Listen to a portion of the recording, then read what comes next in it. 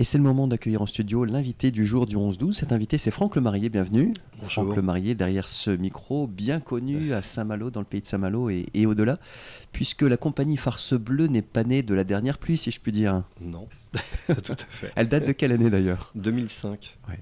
La vision, au départ, lorsque vous créez cette compagnie, c'est quoi? Parce que dans le titre, on voit bien qu'il y a l'humour qui est là, mais pas Oui. que, en fait. Oui, tout à fait. Alors, le nom Farce Bleue vient de la chanson de Jean Guidoni, qui s'appelle La Farce Bleue.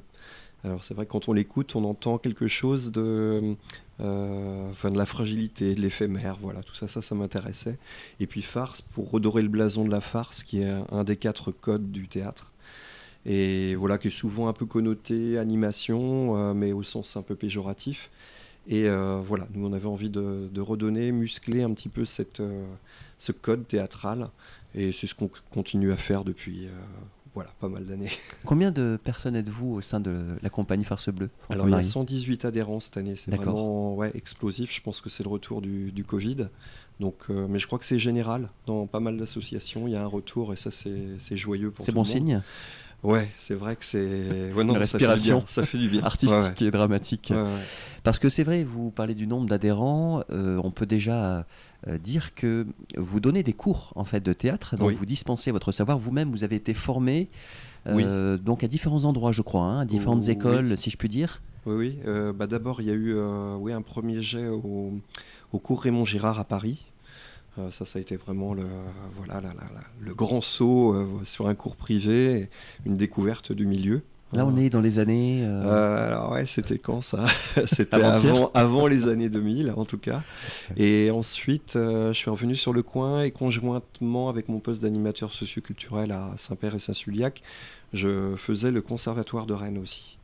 Et après, au bout de 3 ans, je suis reparti sur une école supérieure d'art dramatique à Agen. Qu'est-ce qu'on apprend à un comédien pendant toutes ces années, en fait? Déjà, d'apprendre à parler français. Voilà, parce que moi, je me rendais pas compte qu'ici, j'avais un petit accent local. Donc voilà, il y a tout un travail vraiment de base. Donc de diction, de prononciation. Voilà, diction, du rapport à l'espace, la prise de conscience corporelle, et puis aussi tout l'aspect dramaturgique, découvrir les œuvres, les interpréter, les respirer. Voilà, c'est vrai que toutes ces écoles de théâtre ont tiré enseignement de différents pédagogues. Et puis voilà, progressivement, on voit des couleurs différentes, des approches plus fines, des approches plus éclatées, plus ancrées aussi sur la pratique. Mais c'est vrai que le secret, c'est de rencontrer le maximum de gens, pour avancer, quoi. Alors c'est vrai que vous avez avec votre compagnie différents travaux à votre actif, différentes propositions sur le territoire. D'ailleurs, cette notion de territoire, vous y tenez, parce que je sais que vous avez travaillé avec différentes communes, et notamment, je pense à Dol de Bretagne, où Victor Hugo est venu. Oui, tout à fait. Châteaubriand. On est bien travaillé sur le territoire. C'est sans doute lié un peu à mon histoire aussi personnelle. Je suis issu d'une petite commune qui s'appelle La Fresnaye, à côté de Saint-Malo, et mes parents m'ont permis d'accéder au théâtre en venant à Saint-Malo à l'époque avec les productions du Dauphin. Donc ça, c'est une chance, parce qu'à l'époque, en effet, il n'y avait pas de cours de théâtre sur les petites communes. Donc c'est un peu le change. Je redonne un peu des cours en milieu rural, et c'est il y a pas mal de choses à faire dans ce domaine. On travaille aussi avec Saint-Malo maintenant, puisqu'on est en siège social à Saint-Malo, mais on n'oublie pas de faire ce travail, de vrai travail de décentralisation, on va dire. Est-ce que vous voyez, Franck Lemarié, les personnes un petit peu changer? Je ne parle pas sur le plan physique, même si les expressions doivent aussi évoluer, j'imagine, mais des personnes qui étaient peut-être un petit peu inhibées ou un petit peu timides, avec la pratique théâtrale, s'ouvrir, plus s'exprimer. Oui, c'est vrai que c'est un lieu qu'on peut, dans un premier temps, on peut se dire que c'est pas très sécurité d'être comme ça devant tout le monde, mais finalement, oui, on peut l'appréhender. Puis c'est un espace, on travaille beaucoup sur l'improvisation, donc on s'accorde, et on s'accorde aussi avec les autres. Donc oui, certainement, il y a des gens qui pourront vous témoigner qu'en effet, ça a changé leur façon d'être. Voilà, mais après, je suis pas un gourou, hein. Non, mais ce que je veux dire par là, c'est Voilà. que même Ouais. en termes professionnels, sur un CV, d'avoir suivi des cours de théâtre, ou peut-être quand on a à prendre la parole dans une entreprise, ça aide aussi d'être passé par là. Oui, il y a le travail de posture, notamment. Ouais, il y a plein de choses qui peuvent faire évoluer. Et puis aussi le fait, le cœur d'une équipe, d'un collectif, ça rejoint le sport aussi dans ce sens-là. C'est-à-dire que On joue pas solo en fait. voilà, on joue pas solo et on peut vraiment pas, hein, ça marche pas, les gens qui sont un peu auto-centrés, soit, ouais, s'ils n'arrivent pas à faire le travail avec les autres, il y a un moment, ça fait frein. Donc voilà. Est-ce que c'est pas dans les deux sens? C'est-à-dire, vous parlez de collectif, mais est-ce qu'il n'y a Ouais. pas aussi ce processus d'individuation? C'est-à-dire que des gens se révèlent aussi quelque part Ah, tout à fait. dans Ouais. l'interprétation ou dans l'incarnation de personnages, en fait, dans la façon dont ils vous rendent en fait cette interprétation. Oui, tout à fait. On le voit chez les timides, ouais,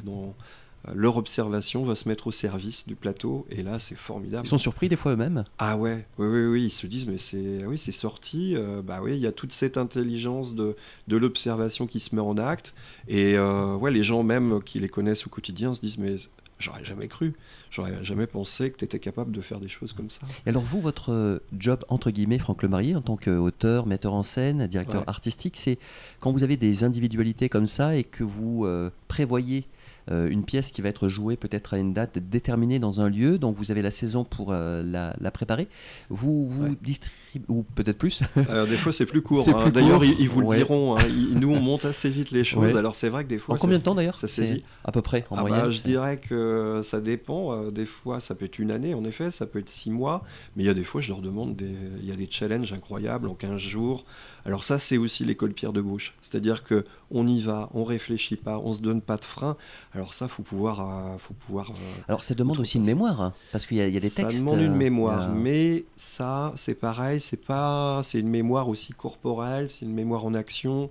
Ça, oui, ils le découvrent aussi, hein. Il y a Ça ne vient parfois pas que du mental, c'est-à-dire d'avoir comment on apprend par exemple des cours pour une interrogation écrite à l'école ou pour faire un Ouais, il y a devoir. vraiment un C'est travail. encore différent. Ouais, La différent. mémoire passe par Et il y a d'autres aussi canaux. Ouais. un travail de réapprentissage parce que, bon, par exemple, mais moi le premier, hein, quand j'ai fait des études universitaires au préalable, en université, voilà, il y a des espèces de techniques d'apprentissage en diagonale sur une feuille, on chope quelques mots, on les remasterise, et voilà. Là, bah non, c'est mot à mot, le syllabique est important, la respiration, donc ça, oui, on peut pas y couper, on réapprend à apprendre. Il y a une rigueur aussi. Il y a quand même Qui une fait partie, rigueur, hein. il y a une rigueur pour avoir la liberté, Ouais. ouais, la contrainte pour la liberté. Ok. Mm. Alors on va parler événementiel Franck Lemarié, puisque tout d'abord, on va le prendre dans l'ordre chronologique. Il y a Ouais. 8 femmes Oui. donc au théâtre Chateaubriand tout bientôt là.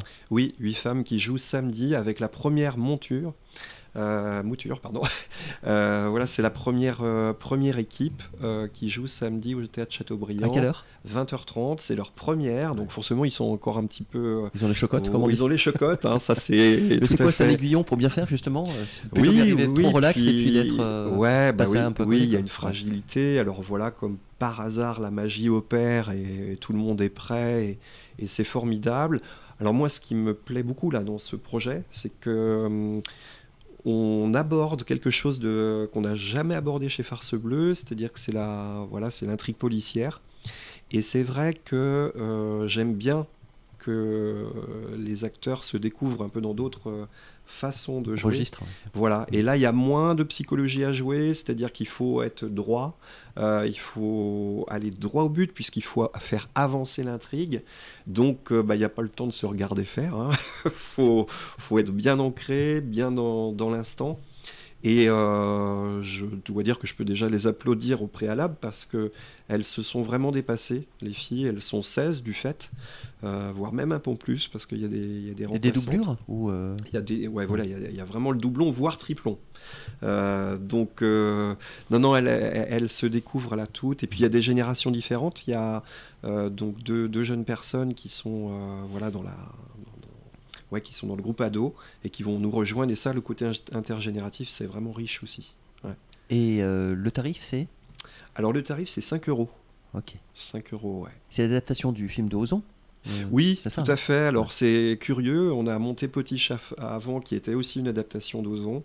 Bon, c'est un peu le hasard. Je sais que là, il vient de ressortir un film. Je ne sais pas encore si je suivrai sa trajectoire, on verra. Mais oui, oui, c'est un peu le hasard. Euh, voilà, mais en tout cas, ça me plaît bien, ouais, de suivre sa trace. Alors si je vous dis le festival des Galopins, donc là nous Ouais. sommes début avril.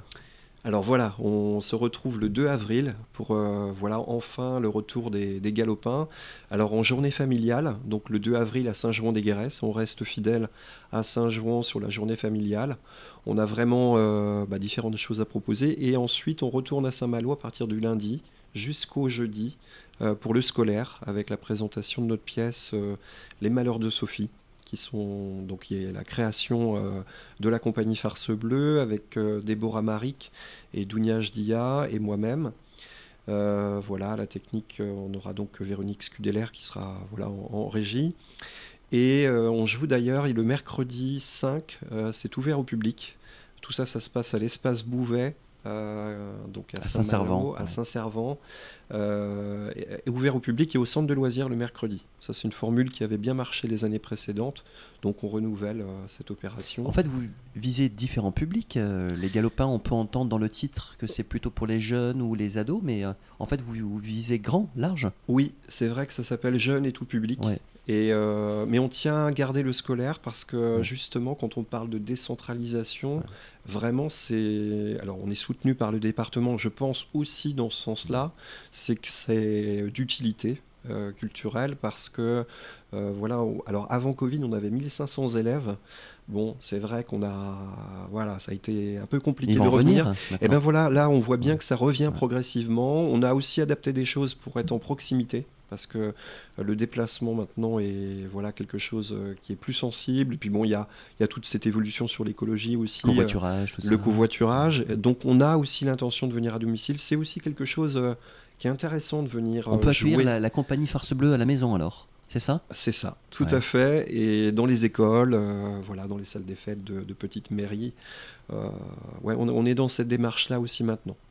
Qui signe ce beau visuel des Malheurs de Sophie, Franck Lemarié? Alors, ce beau visuel, donc c'est une personne qui est graphiste à Dole de Bretagne. Donc avec un qui on est... professionnel alors. Ouais, une professionnelle, ça en y tient. C'est un peu notre charte graphique, voilà, voilà, récurrente, quoi, on va dire. Vous êtes aidé par l'aglo au niveau logistique ou au niveau... Alors au niveau logistique, non, mais oui, financièrement, par le département, ouais. Déjà depuis de nombreuses années. Ouais. Ouais. Donc il y aura du théâtre et encore du théâtre. Et encore du théâtre. Alors pour la journée familiale, on commence par un spectacle de Laurent Cazenave qui se déroulera de à la partir Passé de 11 Production de notamment. la Passé Ouais. Production, Ah oui, ouais. qui ont produit à Dinard il n'y a pas longtemps. Tout à fait.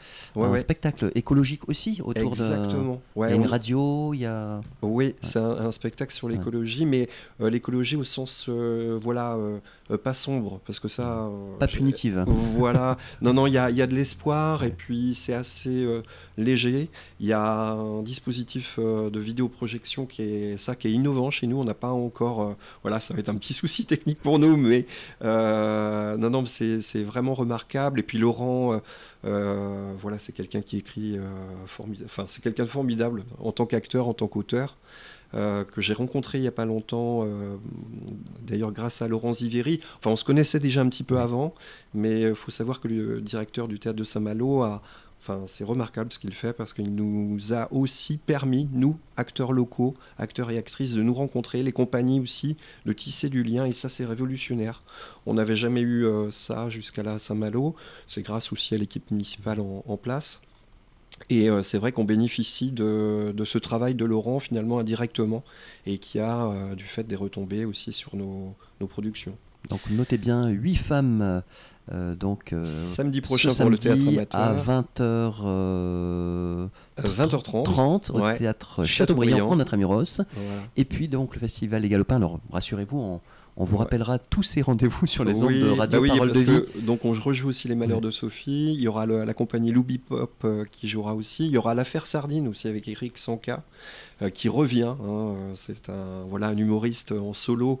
Venez le voir. Donc on est sur le thème voilà de la mer aussi. Et d'ailleurs, on a 2 photographes. Il y a Jérôme Enel Réel qui viendra présenter ses photographies, Guillaume Géret aussi. Il y a Muriel Zampou aussi qui revient avec ses ateliers. Voilà, elle travaille à partir de pochoirs pour créer une affiche. Voilà, c'est assez multiple. Nos ateliers théâtre aussi qui auront lieu. Bon, bref, je vous en balance plein, mais voilà. On rappellera tout ça. Merci Franck Lemarié d'être venu nous parler de votre belle démarche artistique de la compagnie Farce Bleue et cet événementiel sur le pays de Saint-Malo. On a bien compris. On vous souhaite de rencontrer le public, mais mon cœur me dit qu'il sera présent après 2 années un petit peu particulières. Il y a déjà des réservations. Il faut bien le dire. À très bientôt, Franck Lemarié. Merci. Au revoir. Au revoir.